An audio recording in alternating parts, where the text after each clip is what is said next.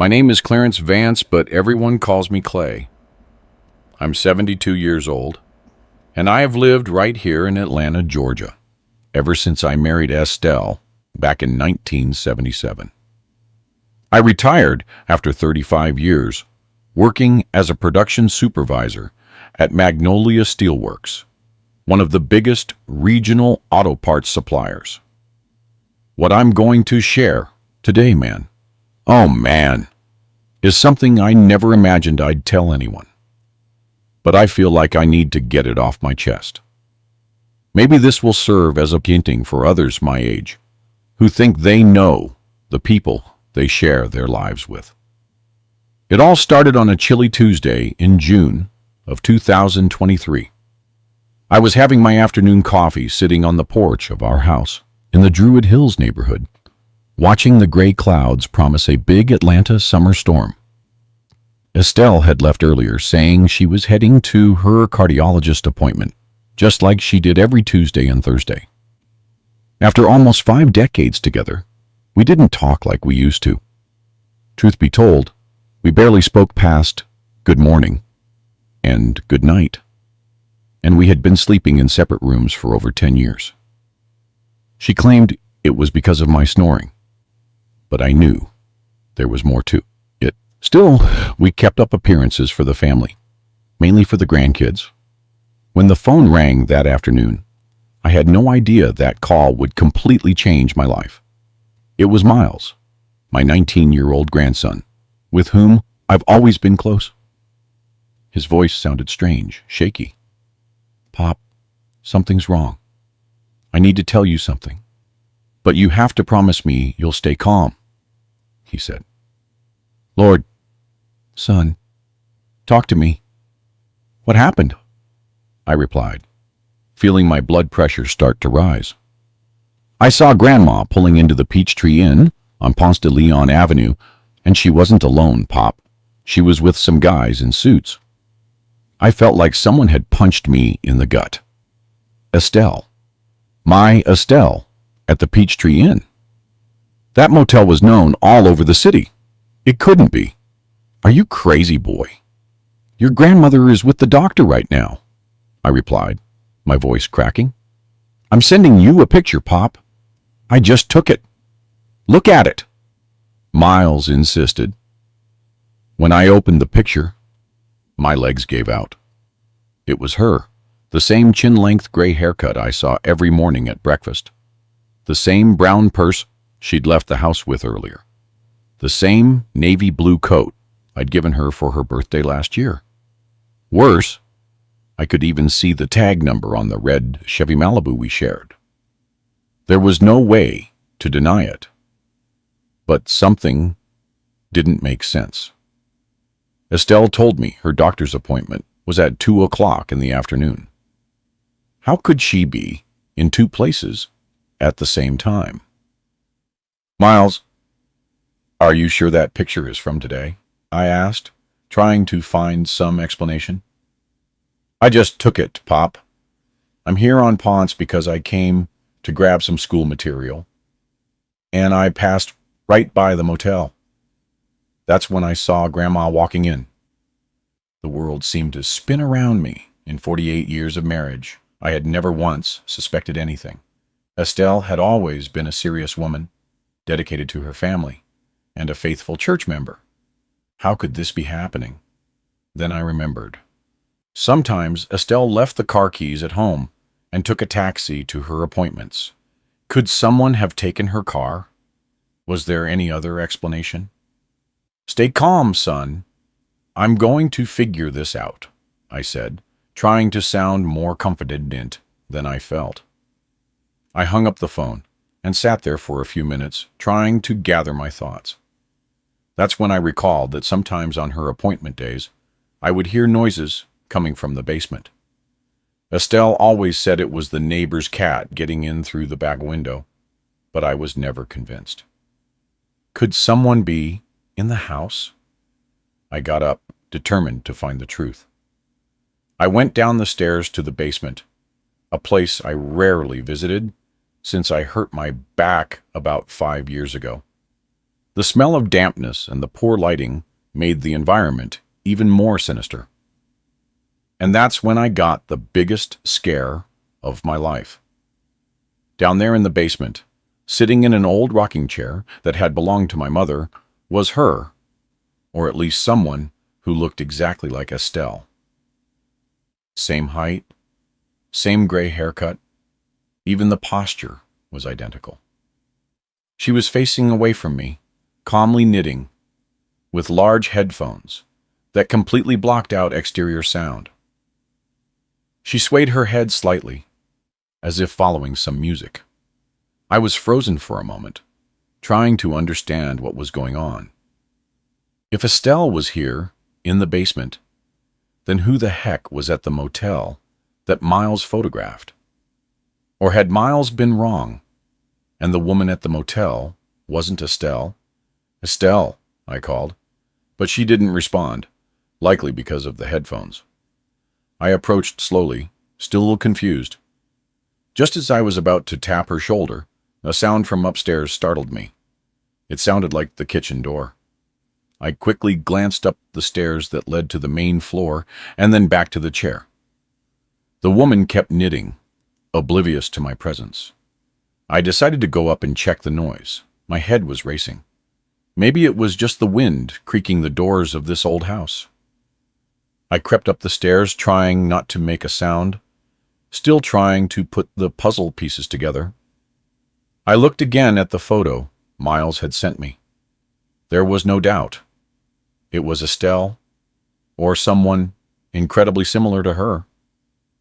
The car's license plate was exactly ours, and the timestamp showed 2:15 p.m., which was less than 30 minutes ago. I was in the kitchen, looking at the picture, when something caught my attention. In the image, a small detail was visible on the woman's right wrist, a bracelet I'd given Estelle for our 45th wedding anniversary. A bracelet that, as far as I could remember, Estelle never took off. It was then that I remembered a strange conversation we had 2 years ago.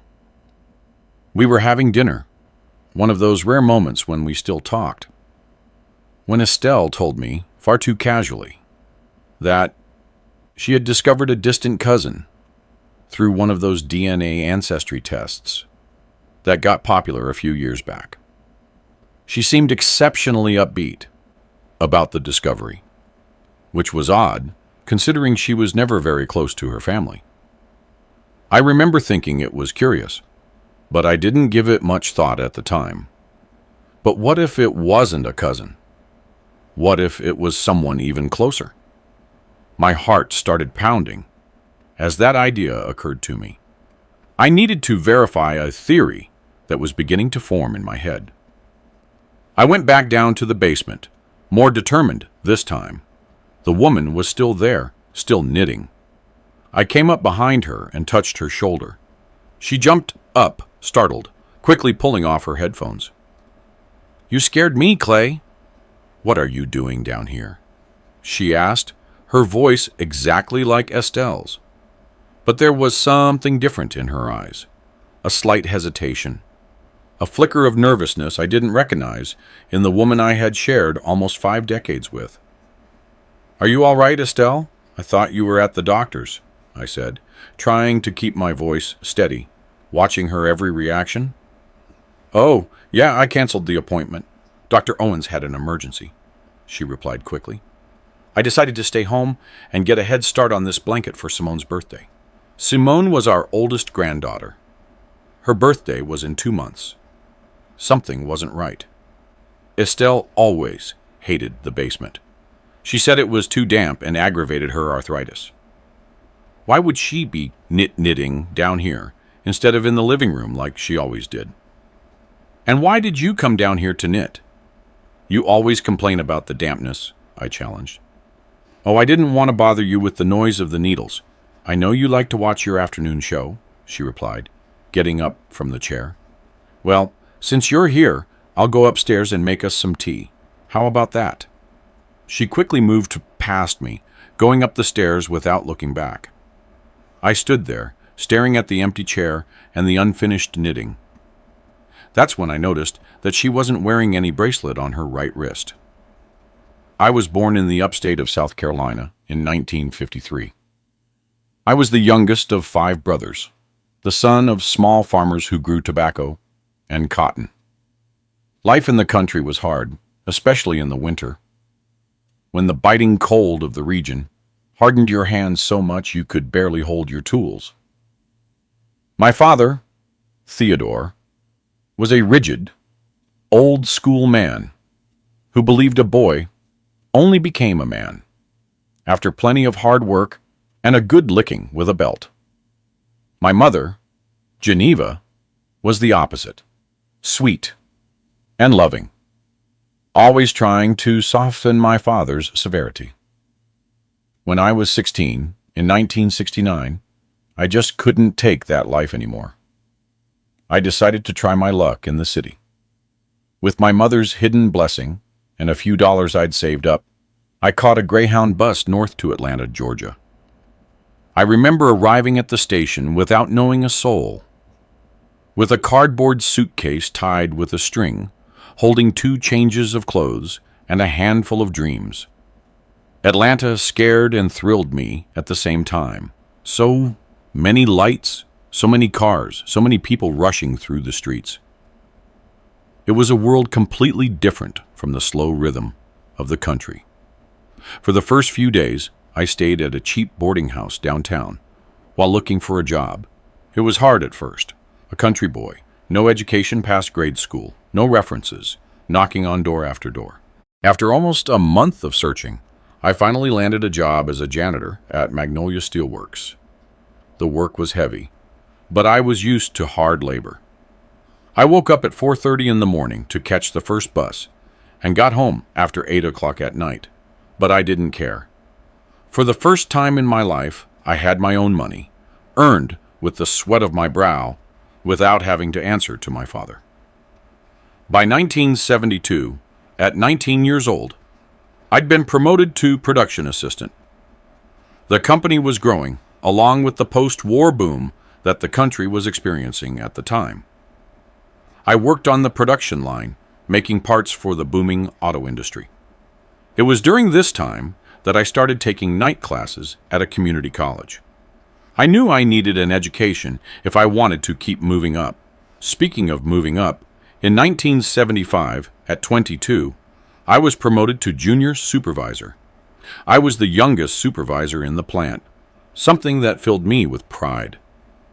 I remember calling my parents long distance to share the news. My mother wrote back a letter full of joy. My father, always a man of few words, only sent a "keep at it," scrawled in pencil in the corner of my mother's letter. It was around this time that I met Estelle. She worked in the administrative department at the steelworks, secretary to the plant manager. Unlike the other young women, Estelle had a serious, discreet manner. She didn't wear flashy makeup or participate in hallway gossip, always with her modest dresses and her hair neatly pinned up. I fell in love with her from the start. It took me 3 months to work up the nerve to ask her out. It was March of 1976. I remember it well because I had just bought my first car, a blue 1969 Ford Fairlane I paid off in 12 sweaty, hard-earned payments. I invited her to a movie downtown where they were showing a new Sidney Poitier film. She accepted, much to my surprise and joy. Our courtship was quick. In less than a year, we were engaged. And in July of 1977, at 24 years old, I married Estelle, who was 20 at the time. We rented a small house in the Decatur neighborhood and started our life together. They were difficult years, full of hard work and saving, but we were happy. At least, I thought we were. Soon after, in our first years of marriage, we realized our differences were bigger than we'd imagined during our courtship. I was a simple man, from humble roots, who valued hanging out with friends on the weekend, grilling barbecue on Sunday, and watching the Atlanta Falcons with a cold beer. Estelle was more reserved. She liked to read, watch foreign films, and go to art exhibits. When we were dating, those differences seemed complementary, even attractive. But in marriage, they became a source of friction. In 1979, 2 years after we married, our first child, Naya, was born. It was the happiest moment of my life. I was 26, and I felt like the most blessed man in the world when I held that small, fragile thing in my arms. Estelle also changed after Naya was born. She became sweeter, more patient. For a while, our differences seemed less important. The 1980s were years of hard work and professional growth for me. In 1982, I was promoted to senior supervisor at the steelworks, which meant a good raise. That same year, we bought our first house, a small bungalow in Midtown. And in 1983, when I was 30, our second child, Darius, was born. Now with 2 young children, life became more hectic. I worked more and more to provide for the family, while Estelle quit her job to dedicate herself to the kids. Despite all the country's difficulties at the time, the galloping inflation, the lines to buy meat, we managed to build a stable life. In 1985, with the finances a little better, we were able to fulfill a dream, enrolling Nia, who was 6, in a private school. Estelle insisted on this heavily. She said education was the greatest asset we could leave our children. And I agreed, although deep down I thought that education hadn't held me back that much. After all, I had reached supervisor without even finishing high school. It was also in 1985 that the massive 80s financial crisis hit the city hard. Many companies closed their doors, and there were thousands of victims of job loss. Our home fortunately was intact, but many colleagues at the steelworks lost everything. The factory stayed closed for almost a month. It was a difficult period, but the city recovered, as always happens after tragedies.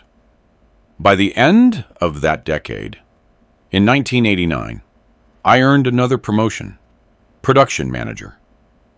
At 36, I coordinated over 200 employees and reported directly to the company's management. I bought my first new car, a metallic blue Chevy Cavalier with power steering and everything. I felt like I was on top of the world. With the financial improvement in 1990, we were able to buy the house where I still live, here in the Druid Hills neighborhood. A large house with 4 bedrooms, a yard, and even a small basement. Estelle was thrilled with the house. She said we would finally have space to host family and friends. We moved in July of that year, in the middle of summer. I remember it was hot as all get out, as we say down here, and we hauled the furniture under a blazing sun. The 1990s began with big changes in the country. The economic crisis wiped out our savings. Global competition caused many companies to close their doors. The steelworks where I worked also went through difficult times. There were layoffs and production cuts, but we managed to survive. Things were changing at home, too. Nia entered adolescence, and with it came the typical conflicts of that age. She was very much like her mother, studious, determined, and questioning. Darius, at 10, was more like me. He liked football, outdoor games, and struggled in school. My relationship with Estelle at that time was stable, but it no longer had the same passion as the beginning. We were more partners, journey mates, than a couple in love. We had common goals, mainly related to the children, but our personal lives followed increasingly separate paths. She had her book club and her church friends, and I had my football buddies and my Sunday fishing trips. We met for family dinners and sometimes went out together for the kids' events. It wasn't perfect, but it worked, or so I thought. In 1995, Nia, then 16, announced she wanted to study medicine. I worried about the costs, But I was also very proud. She would be the first person in the family, on both my side and Estelle's, to go to a 4-year university. Darius, on the other hand, continued to struggle in school. Teachers suggested he had an attention deficit. We took him to several specialists. We did what we could. It was also in 1995 that I started noticing changes in Estelle's behavior. She was more distant, more reserved. She spent more time away from home, saying they were church meetings or book club, but something felt strange. I didn't suspect anything romantic.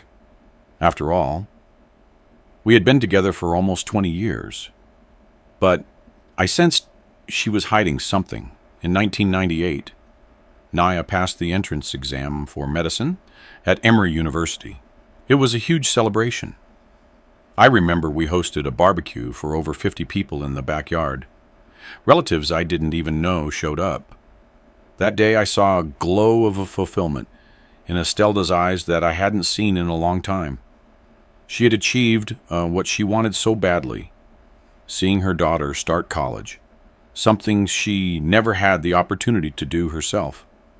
In the year 2000, with the arrival of the new millennium, much changed in my professional life.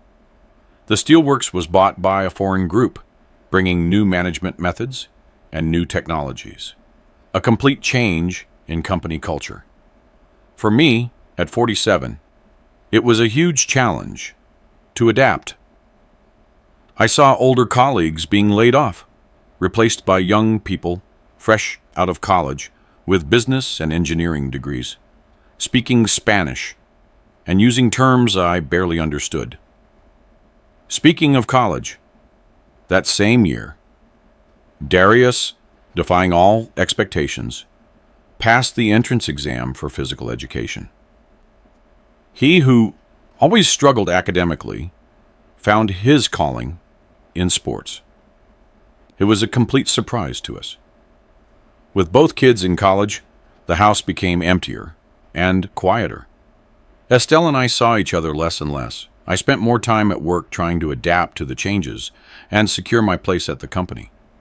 She got involved in volunteer work, in addition to her usual activities. We became almost two strangers sharing the same roof. In 2003, at 50 years old, I had a big scare, a minor heart attack. I didn't have serious after effects, but it was a warning. The doctor told me I needed to reduce stress, exercise, and change my diet. For the first time, I realized I wasn't a young man anymore. It was after that health scare that Estelle suggested we should sleep in separate rooms. She said my snoring had gotten worse, that she couldn't sleep well, and that it was affecting her blood pressure. At the time, I accepted without questioning too much. Looking back now, I realize it was the beginning of an even greater distance between us. In 2005, Nia graduated from medical school at 26. The following year, she married Julian, a colleague from her residency. I was 53 when I became a father-in-law, and in 2007, at 54, I became a grandfather for the first time when Simone, my first granddaughter, was born. Darius graduated in physical education in 2004 and quickly started working at gyms around the city. Unlike his sister, he didn't want to follow an academic career. He was always more practical. In 2006, at 23, he opened his own small gym in the North Druid Hills neighborhood, which quickly gained a loyal clientele. That same year, he met Tamara, a nutritionist who worked in the same building. Their courtship was fast, and they married in 2007, a few months after Simone was born. In 2008, when I was 55, Miles, Darius, and Tamara's son, was born. He was my second grandson. It was a period of great joy. Seeing the family grow and the kids settled gave meaning to all the struggle I faced in life. At work, things weren't going so well. The Steelworks' new management wanted increasingly greater results with lower and lower costs. The pressure was constant. In 2010, at 57, I had another health issue: high blood pressure that wouldn't be controlled even with medication. Doctors talked about chronic stress. That's when I started thinking about retirement. In 2012, the company offered a voluntary retirement program. After much thought and calculating, I decided to accept. I was 59 and had 43 years with the company. The severance package was good, and coupled with Social Security, it would be enough to maintain a reasonable lifestyle. It wouldn't be like before, of course, but we wouldn't go without. Telling Estelle the decision was harder than I imagined. She was visibly concerned about the finances. She asked about the medical insurance, how we would afford the house, and if we would have to cut back on expenses. I tried to reassure her, showing her the calculations I had made, explaining the severance pay. Still, she seemed uneasy. Now, thinking back, maybe that was the moment she started making other plans for her life. Plans that didn't include me. The first few months of retirement were strange. After more than 4 decades of waking up early, catching the bus, and keeping schedules, I suddenly found myself with nothing to do. I started spending more time at the community center, fishing more often, and meeting old colleagues for a drink. But I still felt an emptiness. Estelle also seemed increasingly distant. She spent a lot of time out of the house, involved with church work, craft classes, and her book club. When I suggested we do something together, a trip, a drive, she always had an excuse. She said she was tired, had commitments, or preferred to stay home. Our moments together were limited to mealtimes, and even then, often in silence. In 2014, Nia gave us another grandson, Elijah, and in 2016, Darius and Tamara had Jordan. I was 63, and I loved the energy of my small grandchildren. The house came alive again when they came to visit. Estelle also transformed in their presence. She became more joyful, lighter. It was as if the grandkids brought back the woman I fell in love with decades ago. It was in 2018, when I was 65, that Estelle started having regular doctor's appointments. At first, it was once a month, then every 2 weeks. The last year, it had increased to twice a week, always on Tuesdays and Thursdays. She said it was cardiac monitoring, that the doctor had found a mild arrhythmia, and it was just a precaution. I never questioned it. I trusted her completely, fool that I was. Now, going back to that Tuesday afternoon in June of 2023, when I saw the woman in the basement who seemed to be Estelle but wasn't wearing the bracelet, and then watched her go upstairs to make tea, something told me I needed to investigate further. I followed her to the kitchen, observing her every move. She prepared the tea with the same gestures as Estelle. She used the same amount of tea bags, moved around the kitchen with familiarity, but something was different. Estelle, remember that time we went to Miami Beach for our 30th anniversary? I asked, trying to test her memory. Of course. How could I forget? It was in 2007. We stayed at that charming hotel right near the water, she replied, promptly. The answer was correct. We really had gone to Miami Beach in 2007 for our 30th anniversary. But I still wasn't convinced. I needed to verify one more thing. And your pecan pie recipe, the one your mother taught you, what was the secret ingredient? She hesitated for an almost imperceptible moment before answering. Oh, it's using a little extra brown sugar instead of granulated, and letting the pecans toast in butter for at least 2 hours. Now I was sure. Estelle's pecan pie recipe had no secret involving extra brown sugar. She always used white sugar, and the only trick was adding a splash of bourbon vanilla to the filling. Whoever that woman in my kitchen was, she was not my Estelle. I tried to keep my composure. If I showed that I knew about the deception, I could be putting myself in danger.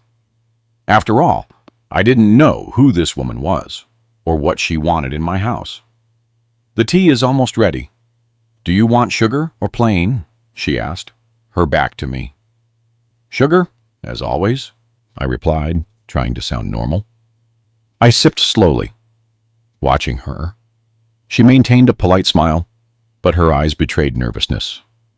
We talked trivialities for a few minutes, about the weather, about news on TV, until I decided to act. "I'm going to check the car. I think something is loose in the engine," I said, getting up from the table. "All right, let me know if you find the problem," she replied, seeming relieved that I was leaving. Instead of going to the garage, I went to the bedroom and grabbed my cell phone. I needed to call Estelle to confirm where she really was. I dialed her number, my heart pounding. The phone rang, and nothing. I tried again. Nothing. On the third attempt, it went to voicemail. Then I had an idea.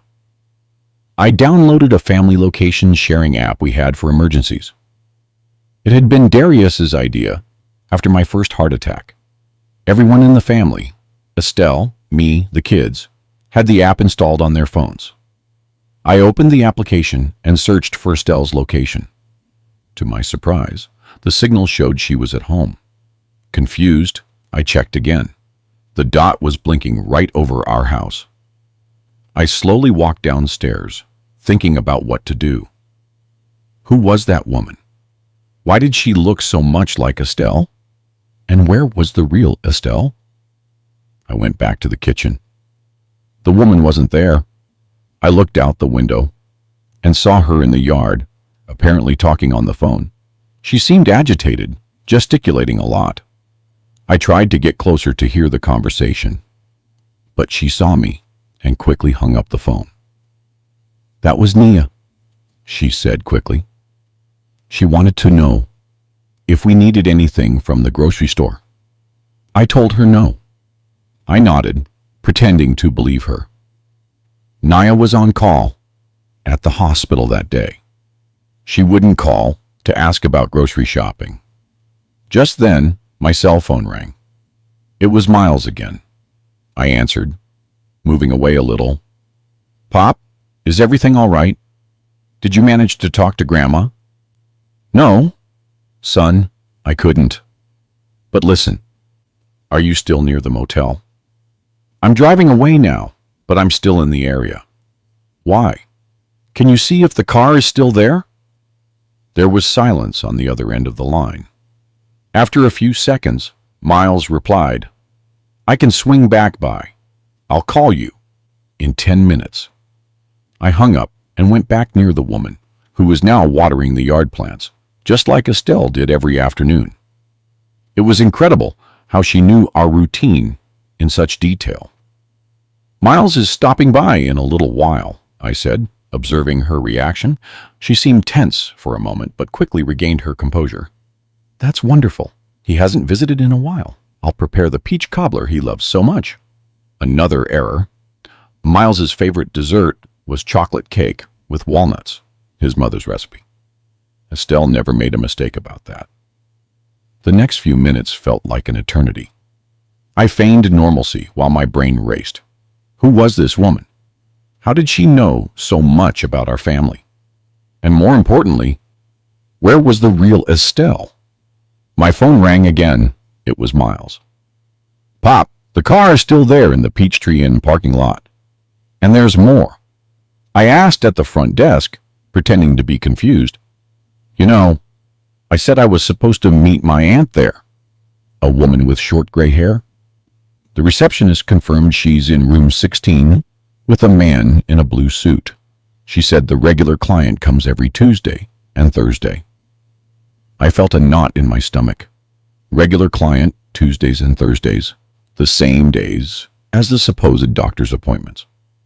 How long had this been going on? Miles, don't do anything. Don't go in there. Don't try to talk to her. Just go home and wait for my call. Do you understand? Yes, Pop. But what about you? Is everything really okay? Yes, son. I just need to figure some things out here. I'll call you later. I hung up the phone and went back inside the house. The woman was in the kitchen again, now separating ingredients for a dessert. She seemed so natural, so at ease, as if she had truly lived there for decades. I watched her for a few moments, trying to understand who she could be. That's when I noticed something on the kitchen counter that I hadn't seen before. A small woman's wallet. It wasn't Estelle's. She used a larger brown leather purse that I had given her years ago.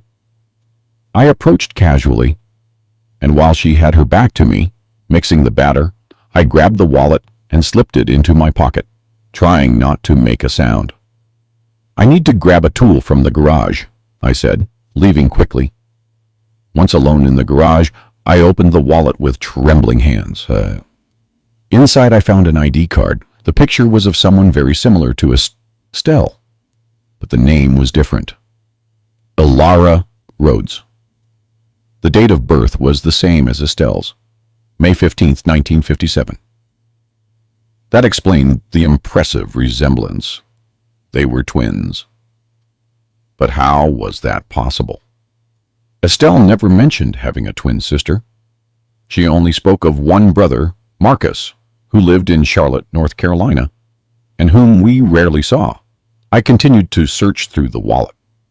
I found some bank transfer receipts, all from an account in Estelle's name to an account in Elara's name. The amounts were always the same, $40, and the dates matched the Tuesdays and Thursdays of the last few months. There was also a handwritten note in handwriting I recognized as Estelle's. Emergency. Needed to leave earlier. Clay is on the porch.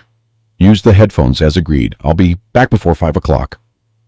Don't go down to the basement. E. My heart raced. Elara could only be the E on the ID. The Clay was me, and the other E would be Estelle. So that was it. Estelle was paying her twin sister, a sister I didn't even know existed, to stay at home while she went out to the motel with other men. The idea was so absurd, so painful, I could barely process it. I went back inside the house, my head spinning. I needed to confront that woman, Elara, and discover the whole truth. But when I entered the kitchen, she wasn't there. I heard noises coming from the basement. I crept down the stairs, trying not to make a sound. Elara was in the basement, apparently looking for something in a hurry.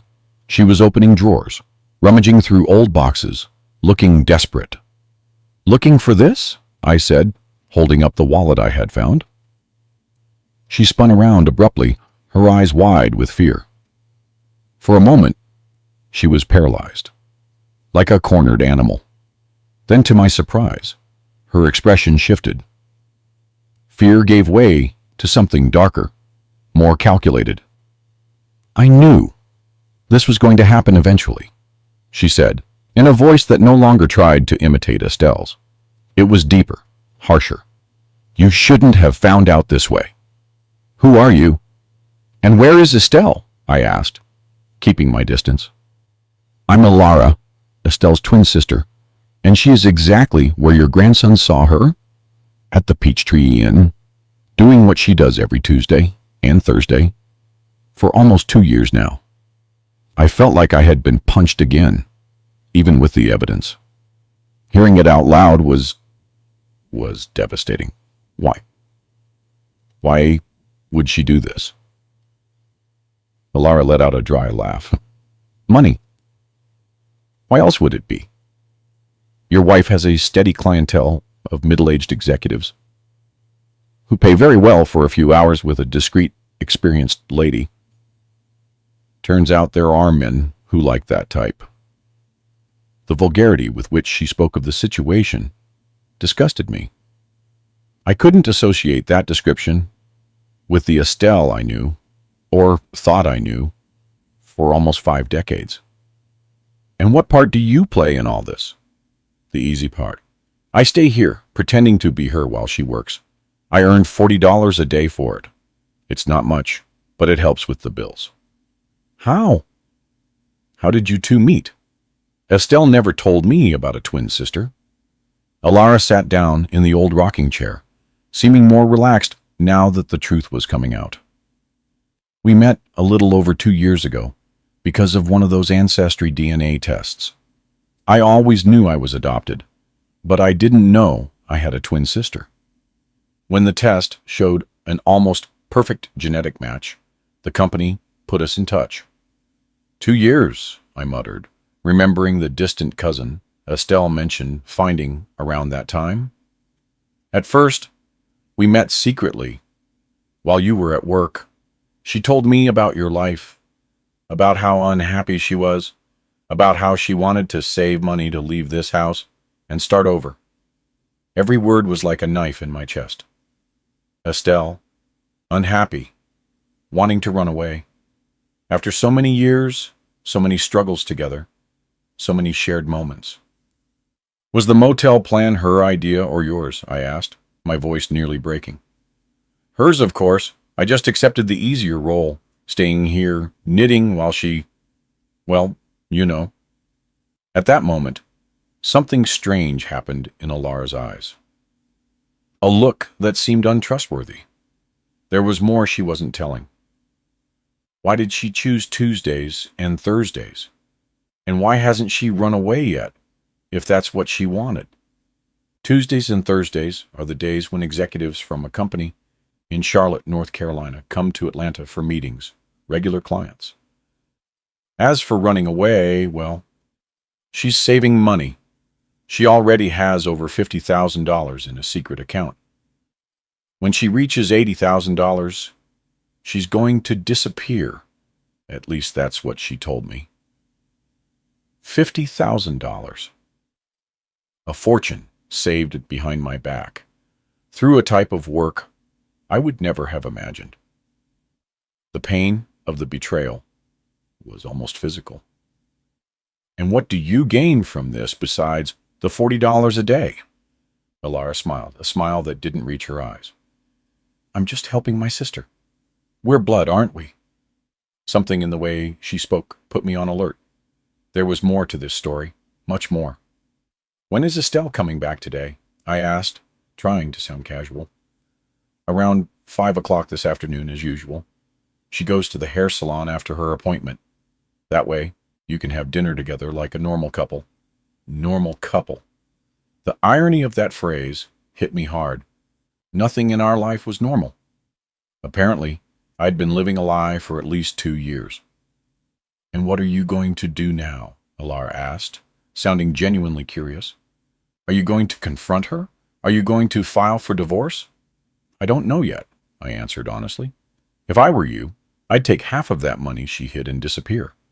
Start a new life, just like she's planning to do. I looked at her suspiciously. Why was she giving me advice? I'm going upstairs to wait for Estelle, I said, heading toward the stairs.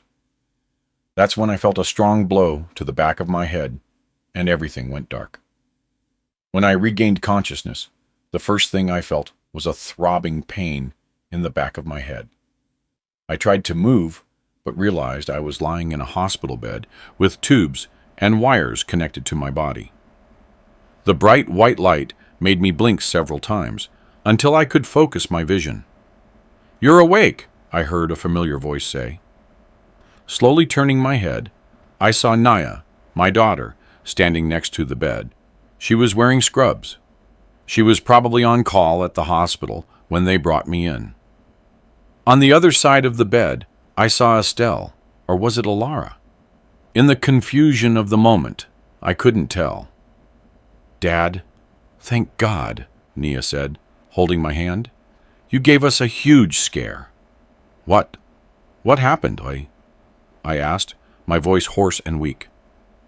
They found you collapsed at the bottom of the basement stairs, Nia explained. Our neighbor, Mr. Hayes, heard a loud noise and went to check. The back door was unlocked. He found you unconscious and called the ambulance. I looked at the woman on the other side of the bed. Her eyes were red, as if she had cried a lot. She was wearing the bracelet I had given Estelle. It was her, the real Estelle. "How long have I been here?" I asked. "Almost 3 hours," Naya replied. "You have a concussion, but nothing too serious. We did a CT scan, and there's no internal bleeding, thank God. But you'll need to stay under observation tonight." 3 hours. So it was around 5:30 or 6 o'clock in the afternoon. Estelle must have returned from the motel and discovered what happened. Or did Ilara attack me and then run away? My head was still fuzzy. "What happened, Clay?" Estelle asked, her voice shaky. "How did you fall down the stairs?" I looked at her, searching for signs of lying or guilt. But all I saw was genuine concern. Either she was an extraordinary actress, or she really didn't know what had happened. "I didn't fall," I said, my voice firmer now. "Someone attacked me." Naya and Estelle exchanged worried glances. "Attacked? What do you mean, Dad? Was someone in the house?" Naya asked. I decided it was time for the truth, no matter how painful. "Yes, your aunt was here." "Aunt? What aunt?" Naya looked confused. "Your mother's twin sister, Ilara." Estelle's face paled drastically. She leaned on the edge of the bed to keep from falling. "What are you talking about, Dad? Mom doesn't have a twin sister," Naya insisted. "Yes, she does," I said, looking directly at Estelle. "And you knew about it, didn't you, Estelle? You found her 2 years ago with that DNA test, and since then, you've had an interesting arrangement.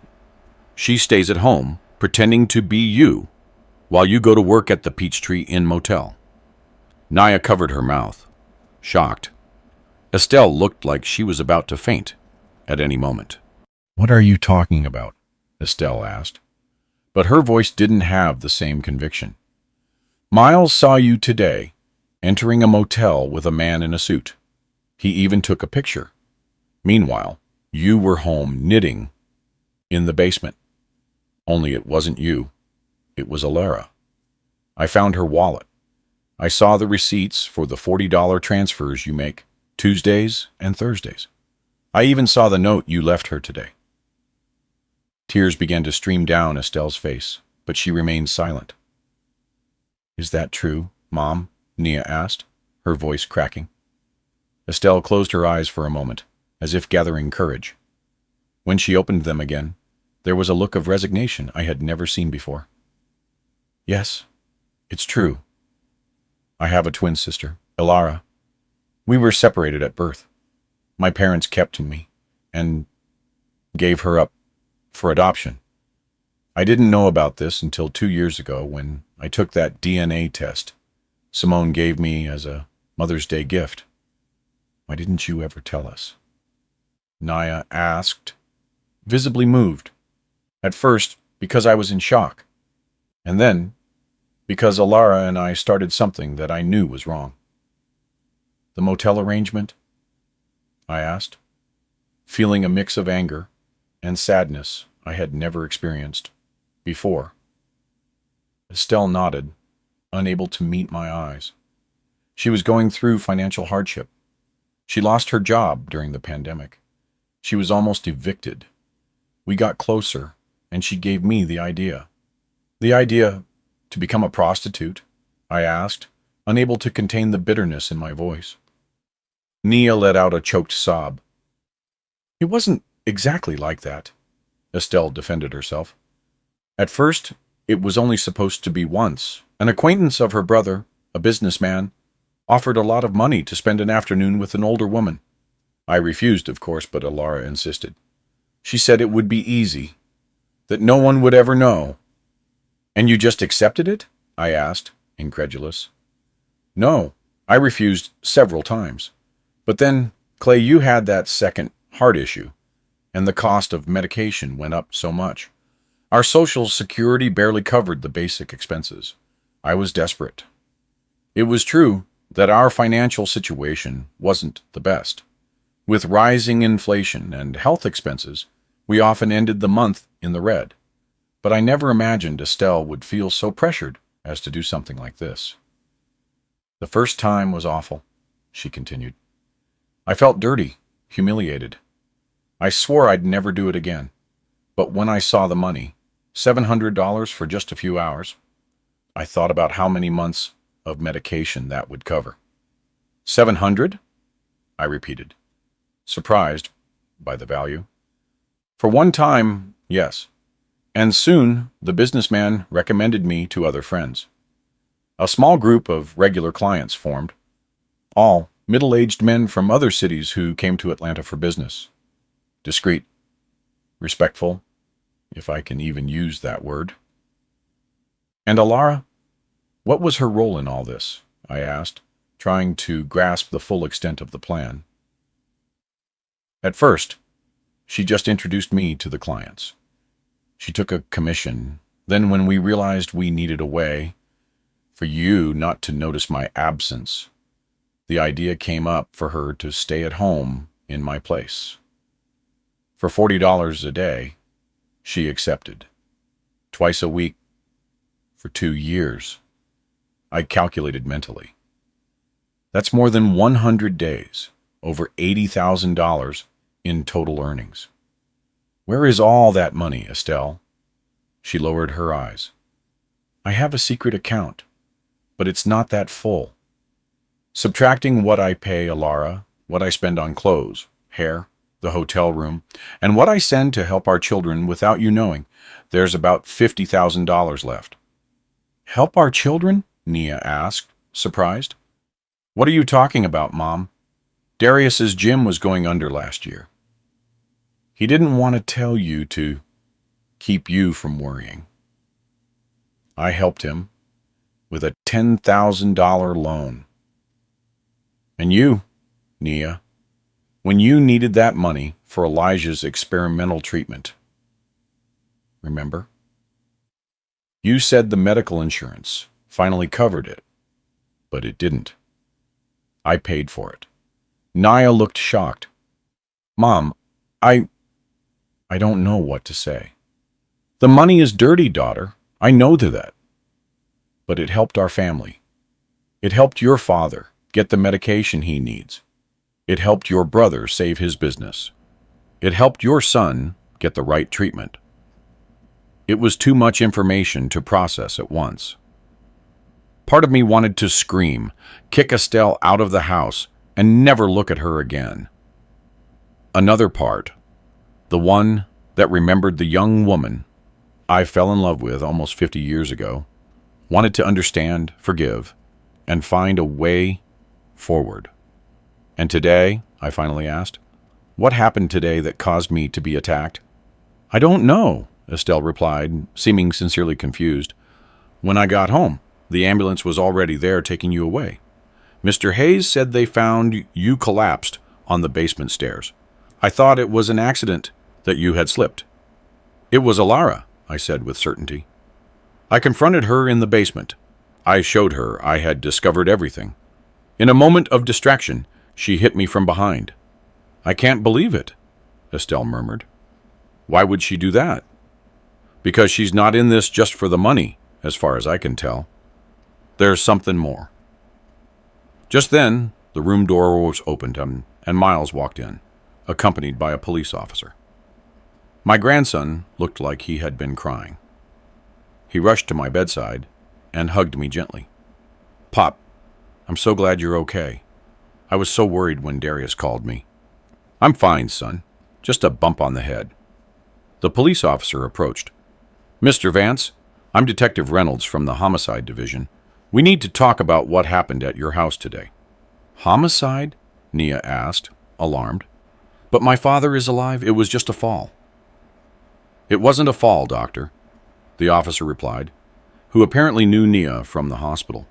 We found a hammer with traces of blood in the basement, and there are signs of a struggle. It was an attempted homicide. The room fell silent for a few seconds as everyone assimilated the gravity of the situation. Furthermore, the officer continued, Images from the neighbor's security camera show a woman quickly leaving the back of the house just a few minutes before Mr. Hayes found Mr. Vance. And what's most interesting, this woman is practically identical to Mrs. Estelle. All eyes turned to Estelle. "It's my twin sister," she said, her voice barely a whisper.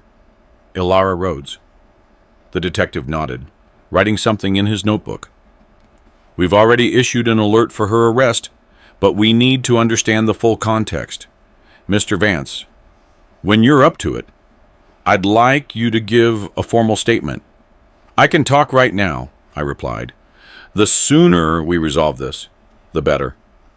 The officer asked Nia and Miles to give us a moment alone. After they left, I detailed everything I had discovered. The arrangement between the sisters, the money, the attack.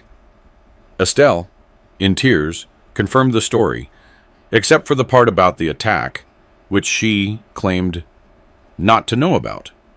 "How long exactly have you known each other, Mrs. Vance?" the detective asked.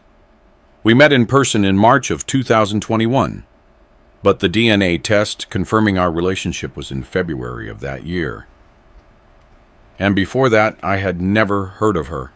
Never. I think my parents wanted to spare the family the scandal. At the time, in the early 50s, being a single mother was frowned upon. My parents adopted only one, me, and the other was sent to an orphanage." "I understand. And this business arrangement of yours began how long after you met?" Estelle blushed intensely. "About 3 months later. As I said at first, it was only going to be once. Do you have any idea why your sister would try to kill your husband?" Estelle shook her head, seeming genuinely confused. "It makes no sense. She was making money from our arrangement. Why would she stop that?" "Maybe she wanted more," I suggested, remembering the conversation in the basement. There was something strange about the way she spoke, the way she looked at me. When I asked what she gained from all this, she answered evasively. "We will investigate all the possibilities," the detective assured us. "For now, Mrs. Vance, you are free to go, but do not leave the city. We will need more statements in the coming days." After the detective left, we stayed in silence for long minutes. I looked at the ceiling. Estelle looked at her own hands. Almost 5 decades together, and it felt like we didn't know each other anymore. "What's going to happen now, Clay?" she finally asked, her voice barely audible. "I don't know, Estelle. I honestly don't know. I spent that night in the hospital under observation. Nia used her influence to stay in the room with me, even outside visiting hours. Estelle went home, escorted by Darius. No one wanted her to be alone in case Ilara decided to reappear. The next morning, I was discharged.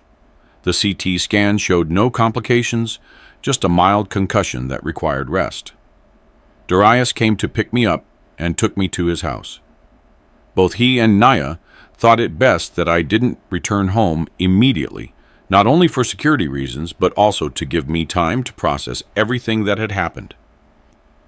Darius's house in the Buckhead neighborhood was spacious and comfortable. The gym was doing well again, apparently. Tamara, my daughter-in-law, received me with affection, prepared a room for me, and treated me like glass. Miles and Jordan, my grandchildren, were being kept partially in the dark about the more sordid details of the story. They only knew that their grandmother had a twin sister no one knew about, and that she had attacked me for reasons that were still unclear. Over the next 2 days, Detective Reynolds kept us informed about the investigation. Ilara had not returned to her apartment in the Bankhead neighborhood. She hadn't used credit cards or made calls from her cell phone. She seemed to have disappeared. Estelle's story matched up in many places. The DNA test had indeed been conducted in February of 2021, and there were records of regular bank transfers to Ilara since June of that year. The Peachtree Inn confirmed that Ms. Elena the name Estelle used there, was a regular client, always accompanied by middle-aged men, usually on Tuesdays and Thursdays. On the third day after the incident, we were all gathered at Darius's house. Me, him, Tamara, Nia, and Julian, her husband. That's when Detective Reynolds called him with the news.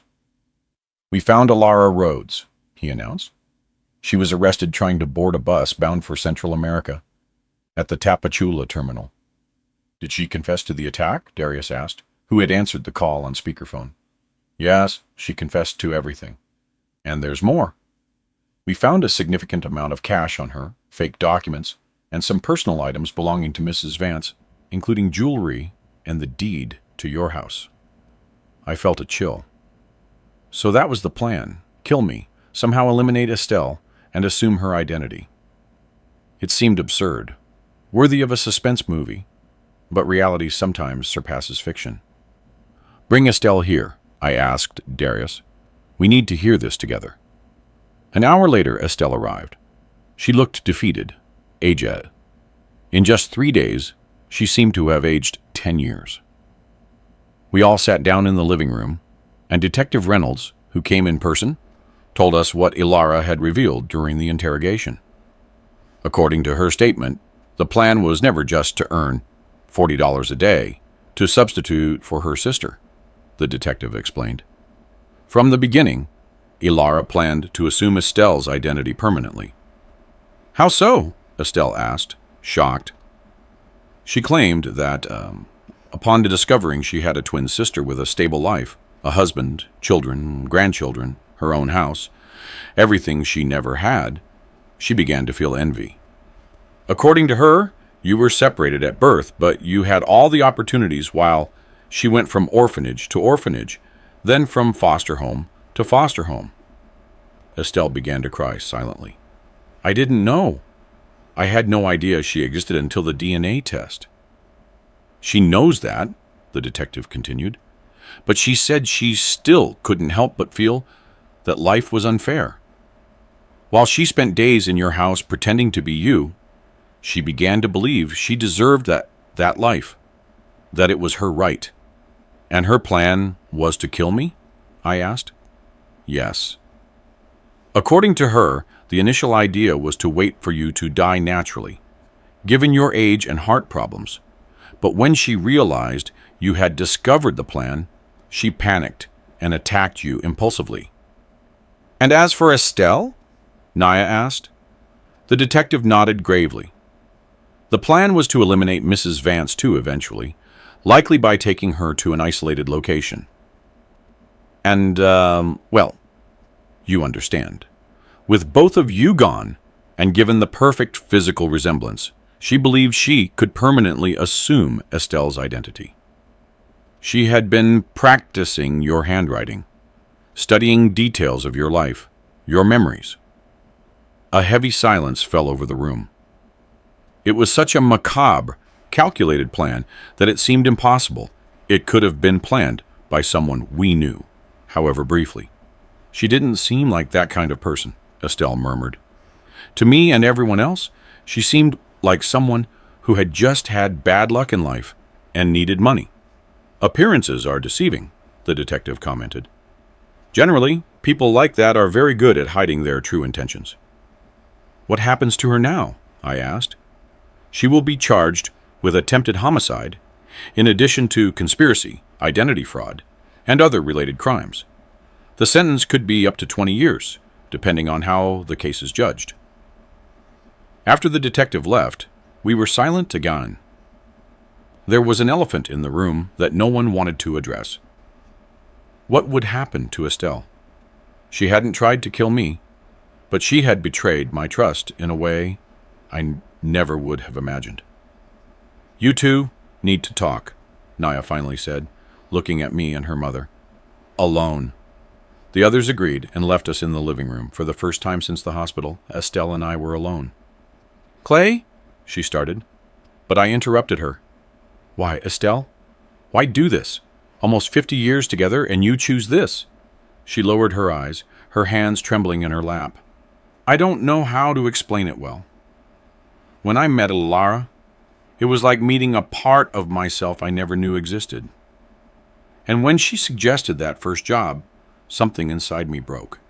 As if I suddenly realized I had lived my entire life following the rules, doing what was expected of me, and never really living. And sleeping with strangers for money, that's living? I asked, unable to hide the disgust in my voice. It's not that. It's the feeling of power, of control. Those important executive men were paying me small fortunes for a few hours. Me, a woman over 60, who her own husband barely even looked at anymore. It was liberating, in a way. Her words hit me like daggers. It was true that our marriage had cooled off a long time ago, that we barely touched or talked anymore. But I never imagined Estelle felt so invisible. You could have talked to me, I said, feeling a lump in my throat. You could have told me how you felt. I tried, Clay, so many times, but you were always busy, or tired, or watching TV.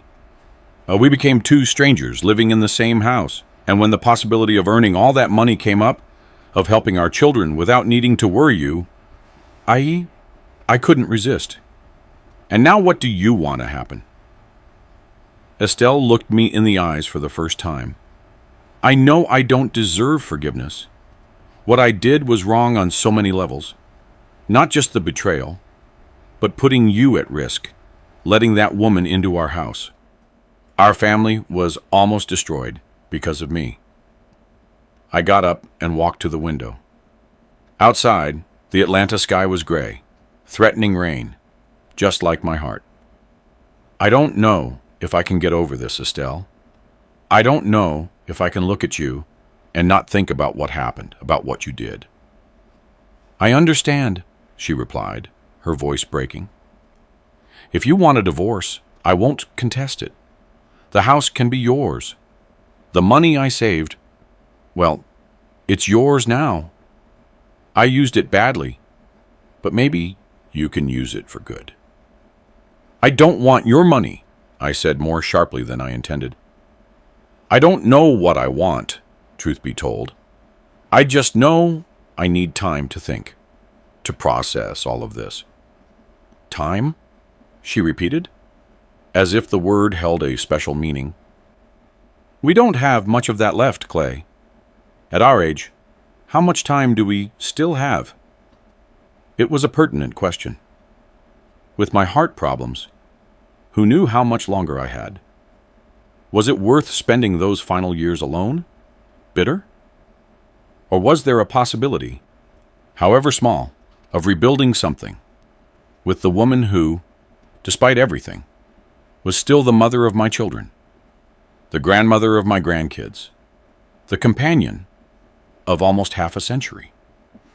I'm not going to make any decision now, I finally said.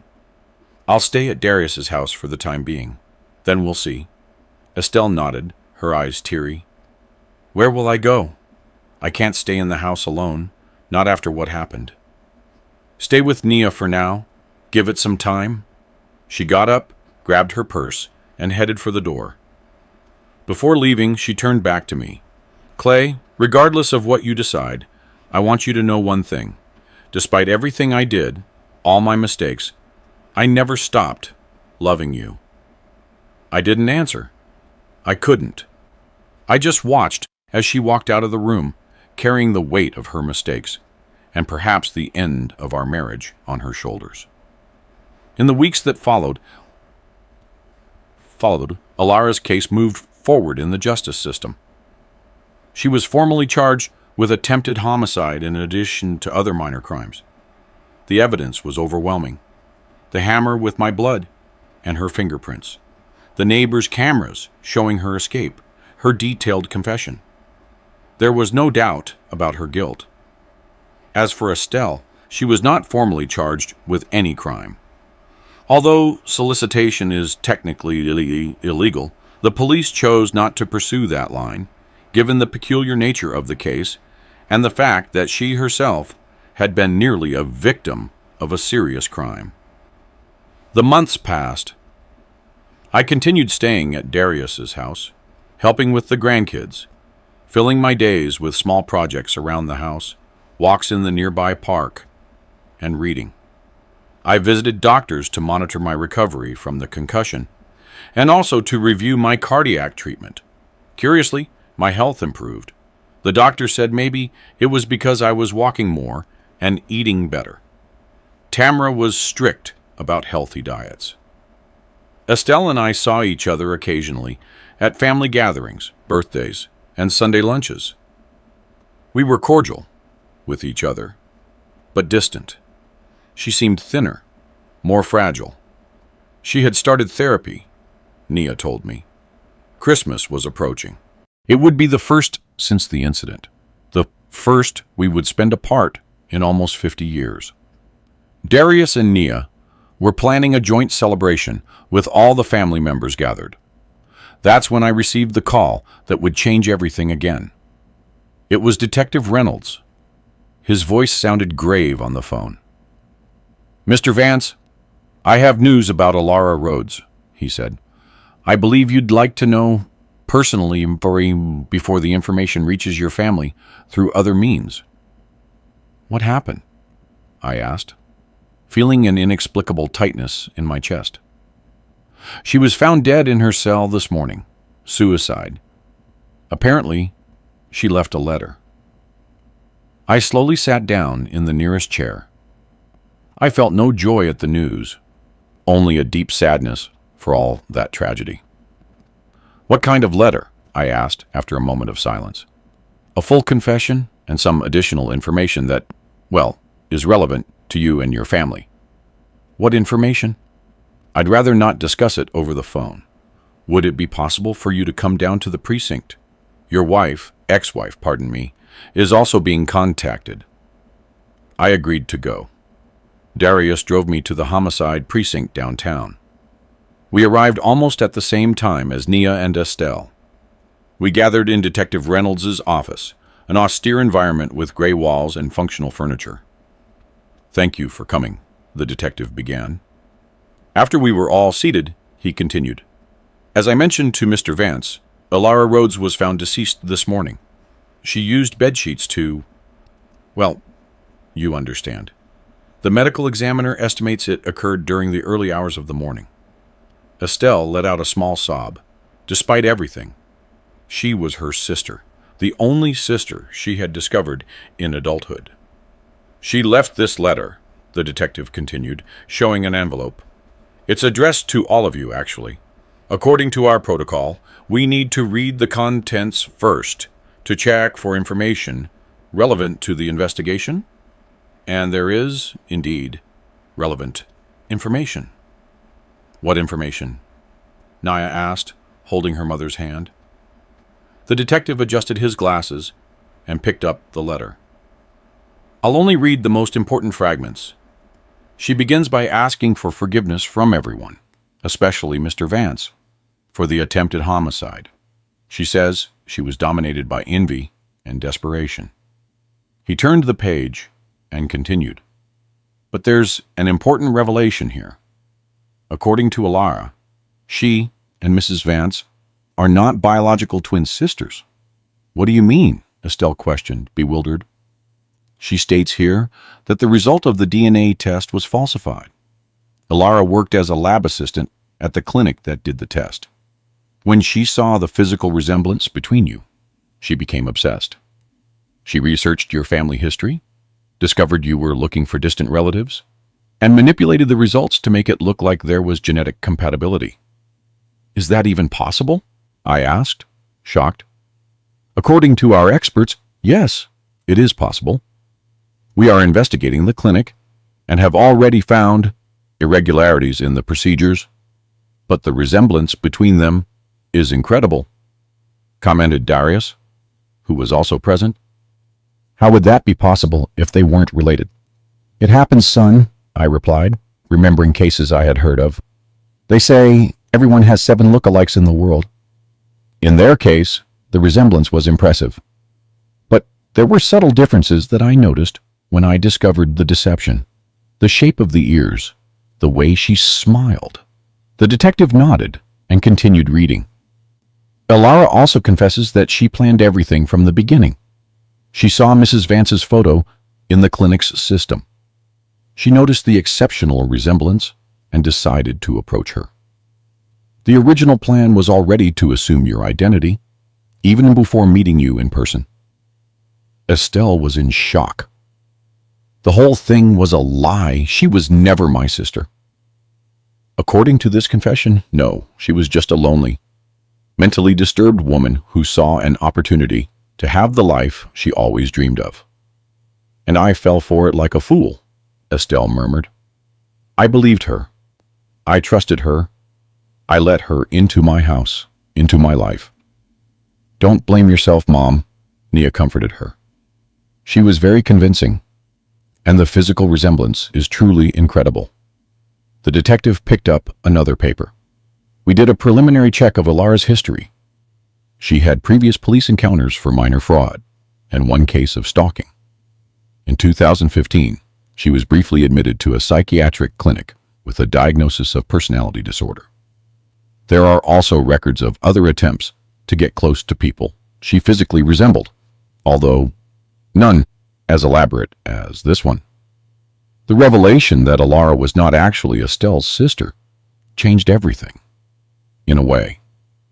It didn't alleviate the betrayal Estelle had committed, of course, but it put the entire situation in a new perspective. She had been manipulated by a dangerous, mentally unstable person who had planned every step carefully. What happens now? I asked the detective. From a police standpoint, the case is closed. Elara was the only suspect, and with her passing, the criminal process will be archived. As for the rest, well, that's up to you all to decide. We left the precinct in silence.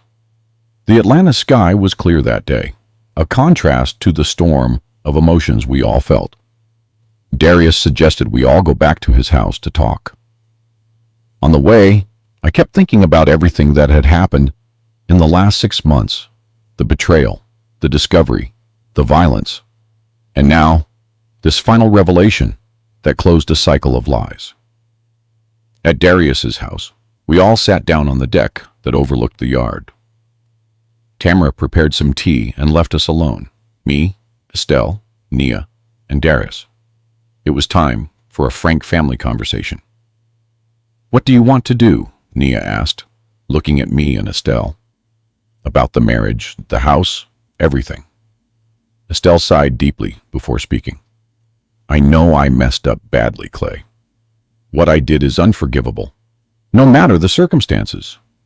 If you want to proceed with the divorce, I will understand. I looked at the woman with whom I had shared almost 50 years of life. We had been together since our early 20s. We raised children. We watched grandchildren be born. We went through difficult times and immense joys. And now, in the twilight of our lives, we faced a crossroads. I've thought a lot these months, I finally said, about us, about what happened to our marriage. It didn't happen suddenly, that we became strangers to each other.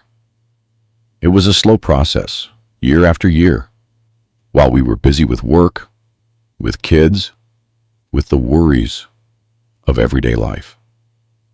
Estelle nodded, her eyes teary.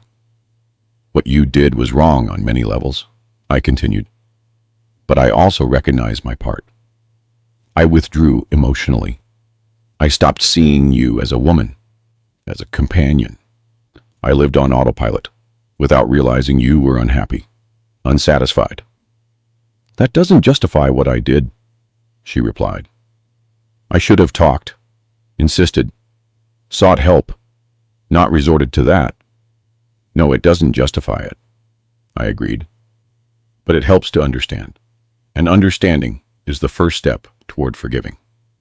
A meaningful silence settled between us. The word forgive floated in the air, like a possibility none of us had truly considered until then. Do you think, Darius began hesitantly, do you think you could try again? Not like before, of course, but a new start. You're in your 70s, Not your 20s. Maybe it's worth trying. I looked at Estelle. She seemed so fragile, so remorseful. But I also saw there the young woman I fell in love with. The dedicated mother who raised our children. The loving grandmother who spoiled our grandkids. It won't be easy, I said. There's a lot of pain, a lot of distrust to overcome. I know, Estelle replied. But if you're willing to try, Clay, I promise I will do everything to win back your trust, to make us happy again, even if it's in a different way. In the months that followed, Estelle and I began a slow process of getting closer. First, joint therapy sessions, then casual outings, a coffee, a lunch, a movie. We talked like we hadn't talked in decades, openly discussing feelings, fears, and expectations. I returned to our house in the Druid Hills neighborhood in March of 2024, 9 months after the incident. We slept in separate rooms, but this time it wasn't because of distance. It was out of respect for the time each of us needed. Little by little, we rebuilt our intimacy, rediscovering each other. It wasn't, and still isn't, an easy path. There are days when the memory of what happened comes back with full force, when I look at Estelle and wonder if I really know her. But there are also wonderful days when I feel we are closer than ever, united by a deeper understanding of what it means to love someone for life with all their imperfections. In August of 2024, we held a small ceremony to renew our vows. Just the children, the grandchildren, and a few close friends. It wasn't a total reset. Too much water had passed under the bridge to pretend everything was as before. It was, instead, a commitment for the time we have left, whatever that may be. Now, in September of 2025, we are heading toward our 48th wedding anniversary. I'm 72. Estelle is 68. Experience has taught us that no marriage is perfect, that people make mistakes, some small, others gigantic, and that true love is not about never falling, but about the courage to get up and keep walking together, even after the most painful fall. If someone had asked me 2 years ago if I would forgive a betrayal like the one I suffered, I would probably have said no, that there are limits to forgiveness, that once crossed, allow no return. But life has a peculiar way of surprising us, of showing us that we are stronger and more capable of forgiving than we imagined. I don't know how much time we still have together. At 72, with my heart issues, every day is a gift. But I know that whatever that time is, I want to spend it with the woman who, despite all the mistakes and difficulties, I chose to love almost half a century ago and choose to love again every single day. The incident with the false twin sister, as painful as it was, ended up being a turning point in our lives. It forced us to confront truths we had been ignoring for years, to recognize that our marriage had become an empty shell, a pretense of what it once was. And paradoxically, it was that breaking point that allowed us to rebuild something new, something more honest and perhaps stronger. As we say in the South, after the worst storms, the sky always opens up bluer. And that's how I see our life now. A sky opening up, blue and promising, after a tempest that almost destroyed us. My grandson, Miles, who was a fundamental piece in this story, is now 19 and starting law school. He always tells me that it was because of what happened to us that he decided to pursue that career. He wants to help people find justice, to navigate the difficult moments of life. I feel proud watching him transform painful experience into something positive. And as for Alara, sometimes I catch myself thinking about her, that disturbed woman who entered our lives like a hurricane. I feel a profound sadness for someone who lived and died chasing a lie, trying to steal the lives of others instead of building her own. May she find peace wherever she is. Life is too short for us to waste it with eternal grudges. We must know how to forgive others and ourselves and move forward, taking lessons even from the most painful experiences. That is the wisdom my 72 years brought me after going through the most violent storm I ever faced. Did you like my story? And which city are you listening from? Let's meet in the comments. If you like the story, you can support me by sending a super thanks so I can keep bringing more stories like this. Thank you so much for your sweet support. I'm looking forward to your comments on the story. On the screen, you can see 2 new life stories that I highly recommend. There's so much more on my channel. Don't forget to subscribe. See you in the next life story, with love and respect.